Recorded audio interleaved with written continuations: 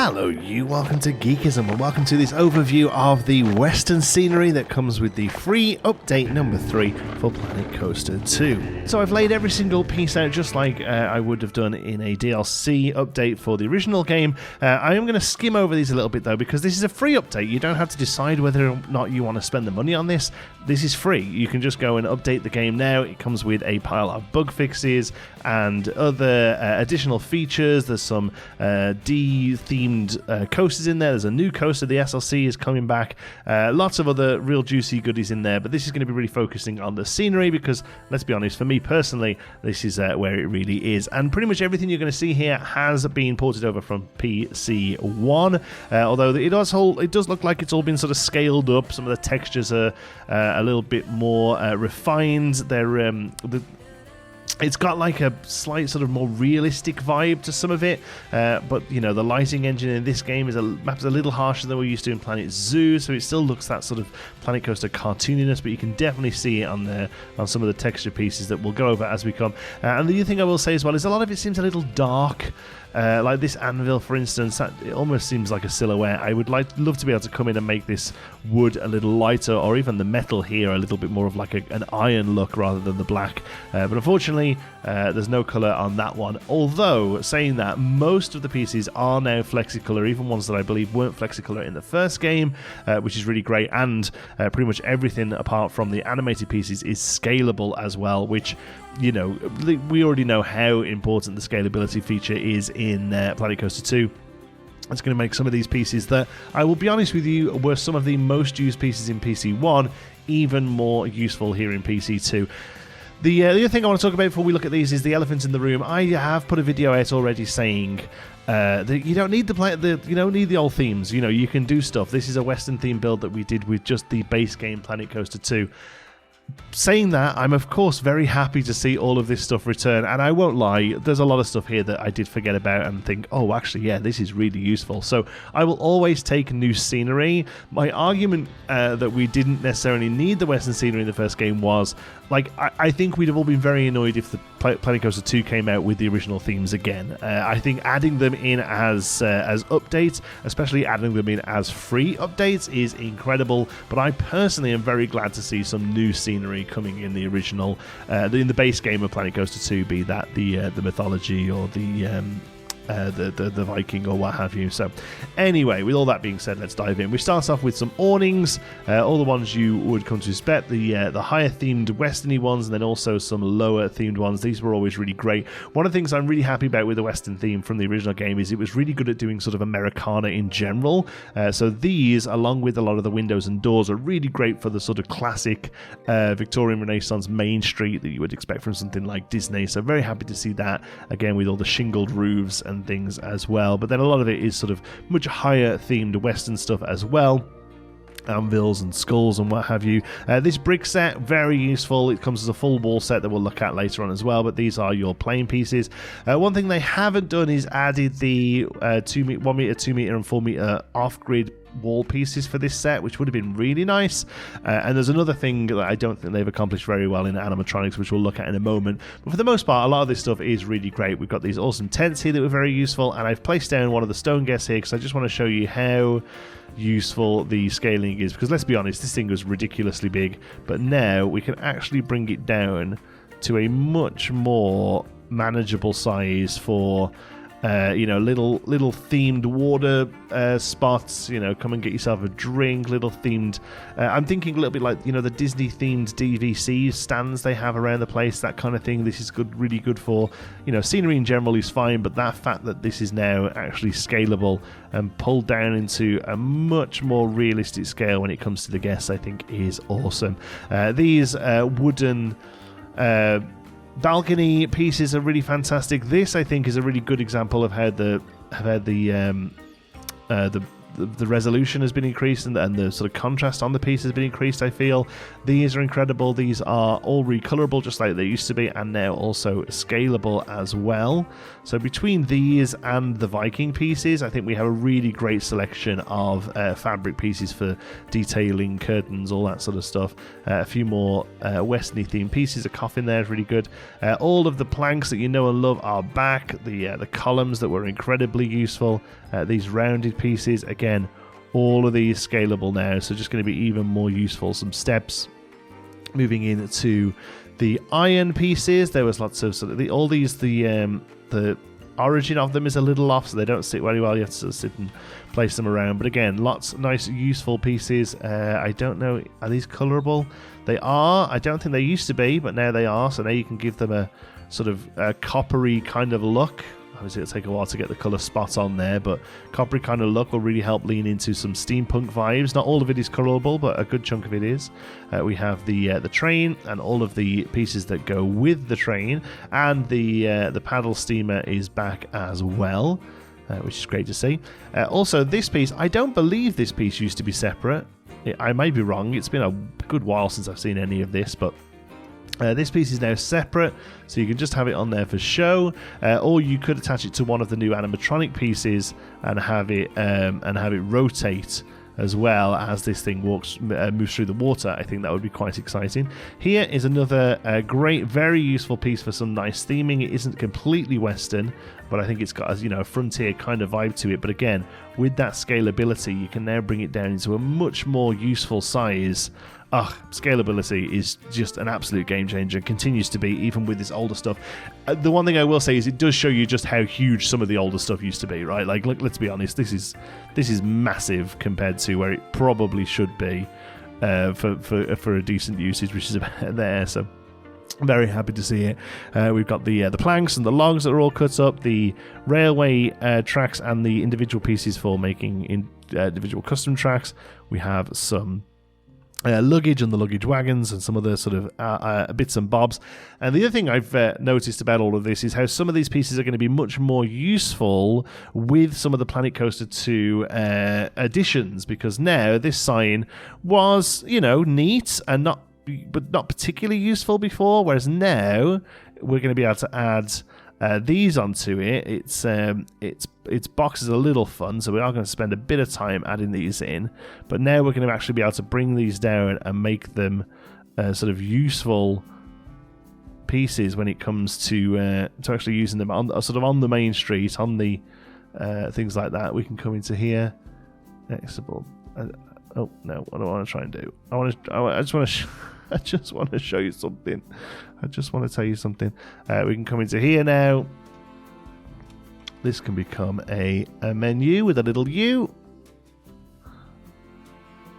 And it's just going to be much more easy. And there's even one that looks a little bit sort of piratey as well, westerny as well, right? Just instantly makes that piece 10 times more useful than ever used to be. The pickaxe and the shovel return as well.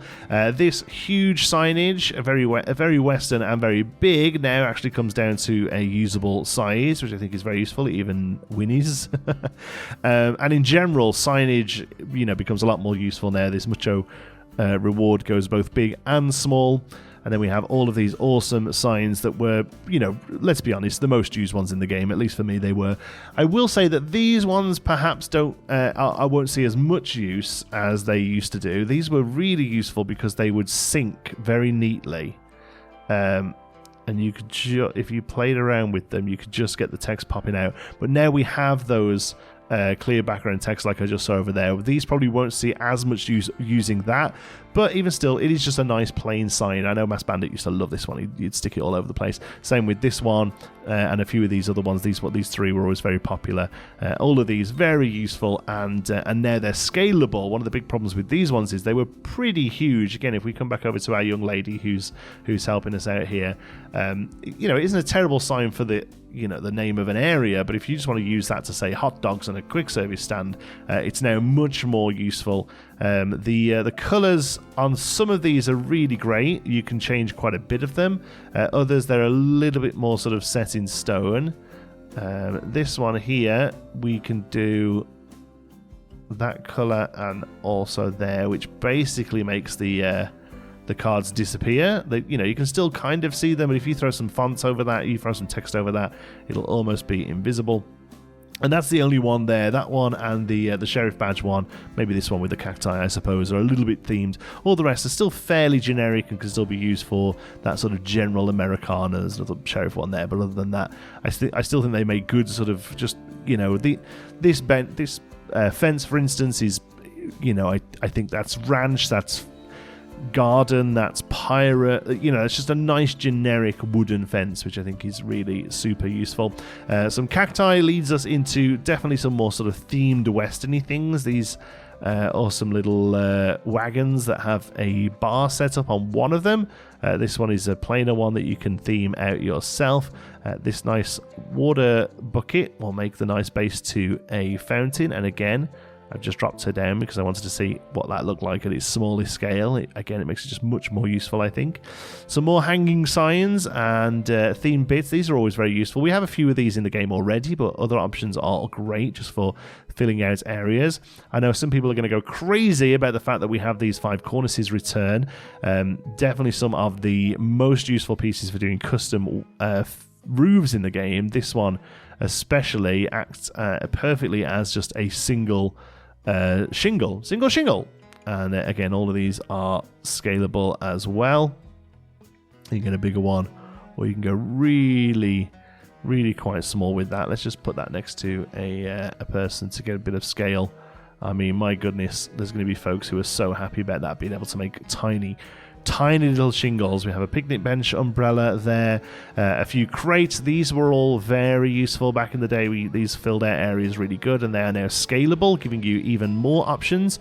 Would have liked to have seen these ones recolorable, just to be able to change the wood grain on them, make some darker, some lighter, but even still very nice, useful pieces that can go both big and small to really help flesh out areas in lots of manner of themes.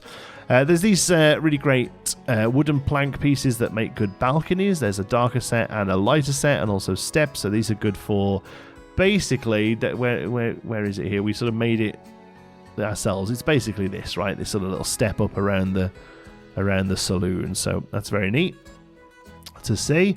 Real game changers here are the doors and the windows, something that I think personally, even though I love a lot of the scenery of Planet Coaster 2, it was lacking a lot in the doors and windows apartment, and just this western set coming back really kind of blows this sort of stuff out of the water. A lot of these are going to be so very useful.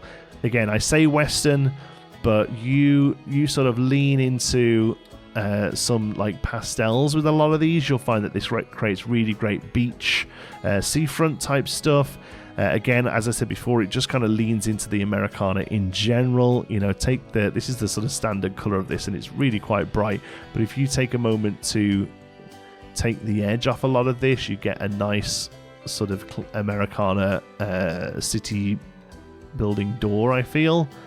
You might have to cover these little bits up here, but for the most part, again, just really useful. This one as well, great for shop frontages, these ones. And again, the windows, these things just make incredible windows for main streets. These ones namely, I think, but most of them in their own way are just going to be really quite useful. We see the return of the Western benches. This one is quite a good generic bench. I've been using a sort of fake version of this off the workshop. I think this is probably good enough to go in, although it does look a little tatty. It is meant to look a little rustic or what have you, but just a nice good park bench. The other ones here are a little bit too themed for my liking, but again, not particularly western. That will fit quite well in like a fairy tale glade type area. I haven't put all the walls and floors out, but all the ones from the original set are here. The classic brick right through to the different types of wood and shingled and corrugated roofs. We're very excited about those. This one especially, very useful, nice generic shingle set. And then finally we move on to the animatronics. We've got all of the cogs and wheels returning. I don't believe you can we can colour these. That's great. So we can take the darkness out of these, get them to be slightly lighter colours, although some of it is still dark. That's the exterior of that one. Can we make these just like a nice silver? Oh, that's great. It's a matte finish, but otherwise that's really good. That's going to help give variation a lot there. There's this door that I just turned off for a moment because it was very noisy. But we can just see this one now. Unfortunately, this one doesn't scale. So this is still a little big, but good for getting a coaster through, I suppose. And then the other things that would be tricky to do with the animated pieces in the game, but you could replicate these now, but they are just sort of straight rips from the original game, which is great. The only thing I'm kind of disappointed about is the animatronic people, the androids, the humanoids. There are just these 4. And there are no sort of alternative options with them. If we have a look at how an animatronic is done from PC2 straight out, for instance, let's use this guy. I mean, he's huge, but this is one animatronic that I can come in and select a different sort of animation for each of these. We can click into Ascend and Roar, so he lifts up and then roars, or we can put him on an idle loop. He just sort of sits and chills out. In PlayStation, I keep saying PlayStation. In PC1, this would all have been separate pieces, 5 or 6 pieces, and they would inflate the part count number because of this. It would just be trickier to manage. This is a much more elegant solution, and something I was really hoping we saw come in with this one. Just give us 3 or 4 different looking cowboys, and then have the ability for each of those to either sit down or maybe the sit-down one is separate because it's probably a different rig, but have them tip their hat or stand idle or pull out a gun or whatever. Instead, we just have these idle ones, so there's no combat ones at all. There's no gunfights, which I would argue are perhaps more important, these idle ones, because a lot of people who really want these are because they want to build like show scenes in rides and stuff, and I feel like there's going to be much more use for cowboys shooting and hollering and yellering than there is the ones just sort of standing around and sort of chilling. They also still have sticks on their butts and these big boxes on the bottom, but the new ones have those as well, so there's not really much of an expectation there. One thing I will say is that they are all recolorable, so you are going to get different usages out of these just by changing the colors on them. You're going to be able to make them white hats or black hats depending on the thing, but the white hats and the black hats are now mostly just going to be stood around. And no, we can't change the colour of their hats, actually. We can change the colour of everything else pretty much, apart from their gloves and their hat. The leather stays the same. But yeah, you're going to struggle to build any sort of, fight scenes or whatever. Yeah, that's a little disappointing here. I wonder why they were the only ones. I wonder if there's something to do with the guns, meaning that the game... the age rating would have to change or something. I don't know. That's pure speculation. But still, lots of super useful pieces here. I mean... Forgetting about the animatronics that I'm not as fussed about, I'm more excited about awnings, columns, planks, bits of fabric, doors and windows and signage, all of that sort of stuff. I'm very, very happy to see return to the game. They have this huge boat over here, which is also scalable as well. I mean, that's probably too small, but I do like the fact that we can just take the edge off it and perhaps use it as something a little bit more realistic. I think that's great. So there it is. Thank you so much for watching. I was hoping to get a build done with some of this stuff to show you today, but I've been really busy with the day job, and my video time has been taken up by 2 Point Museum that I've been absolutely adoring so far. And whilst I don't see myself doing a full-on Western build with this stuff, I know that a lot of the wooden pieces, a lot of the cornices, those roof pieces, the awesome Americana doors and windows will most definitely come in handy with some other projects such as Meanderville. So excited to get started and use some of this in my parks. There'll be more Planet Coaster content on the channel very soon. Thank you so much for watching. Until the next one, be good.